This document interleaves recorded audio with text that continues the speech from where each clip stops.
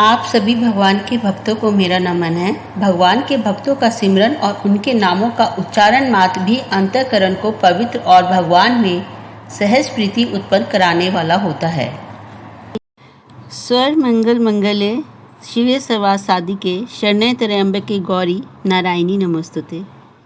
तो माँ कात्यायनी का ये भव्य मंदिर जो करोड़ों भक्तों को आकर्षित करता है, वो एक भक्त, परम भक्त माँ देवी दुर्गा के संत नागपाल जी की भक्ति का परिणाम है। संत नागपाल जी कर्नाटक के रहने वाले थे और वो भारत भ्रमण में साधु संतों की संगति में हिमालय पर्वत श्रृंखलाओं से गुजरते हुए वो जब दिल्ली की ओर आए तो माँ ने उनको आदेश दिया कि आपने दिल्ली जा कर के आप माँ के मंदिर का निर्माण कीजिए। दिल्ली आए और वो यहाँ पर आने से पूर्व अर्जुन नगर में कुछ समय रहे और फिर उन्होंने एक छोटी कुटिया यहाँ पर अपनी बनाई और माँ की भक्ति करते हुए एक विशाल मंदिर भवन जो है माँ कात्यायनी का, जो आज हम देखते हैं, जहाँ देश विदेश से श्रद्धालु माँ के दर्शनों के लिए आते हैं। केवल माँ के दर्शन ही नहीं, ये इस तरीके से उन्होंने मंदिर का निर्माण किया संत जी ने कि भक्तों को ये मंदिर से ज़्यादा अपनी माँ का अपना घर लगे। और ये इस मंदिर की विशेषता है कि उन्होंने माँ के भक्तों के लिए, जैसे बच्चे अपने माँ के घर आते हैं तो खाने पीने का प्रबंध 24 घंटे का रहे, ऐसी उन्होंने यहाँ पर व्यवस्था की। यहाँ पर उन्होंने भक्तों के साथ साथ उनके पढ़ाई का, साधना स्थल का, सब चीज़ों का ख्याल रखते हुए मंदिर के पूरे निर्माण कार्य को अंजाम दिया। माँ के साथ उनकी अंतरंगता इतनी ज़्यादा थी कि वो उनके ही दिशा निर्देशन में हर कार्य को करते थे। मंदिर के अंदर माँ के शयन कक्ष की तो बात ही निराली है और माँ का बेहद भव्य सुंदर सा बैठक कक्ष जो इस बात को दर्शाता है कि संत नागपाल जी की माँ के साथ कितनी अटूट संबंध था।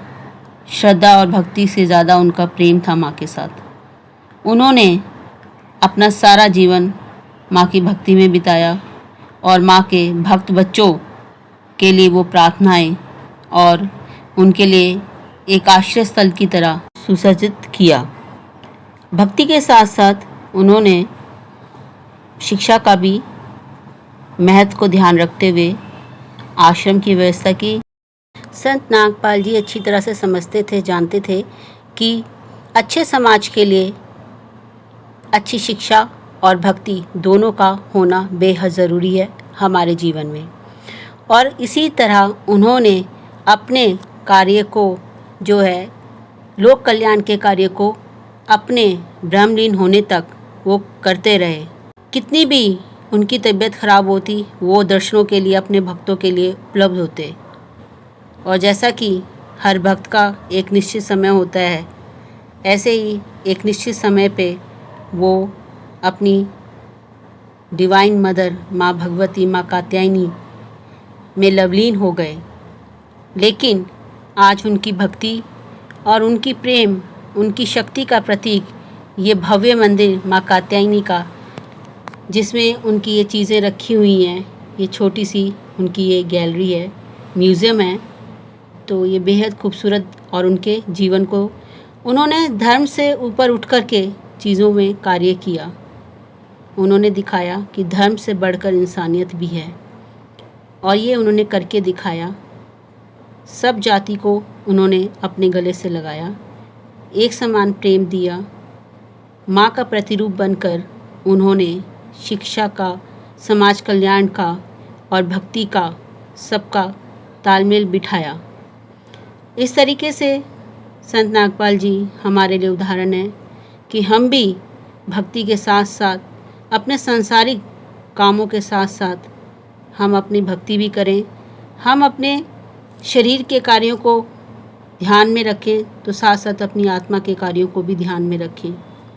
ऐसे संत कभी कभी होते हैं जो अपना सब कुछ ईश्वर की भक्ति में और लोक कल्याण के लिए और ईश्वर के कार्यों को पूरा करने के लिए माध्यम बनते हैं।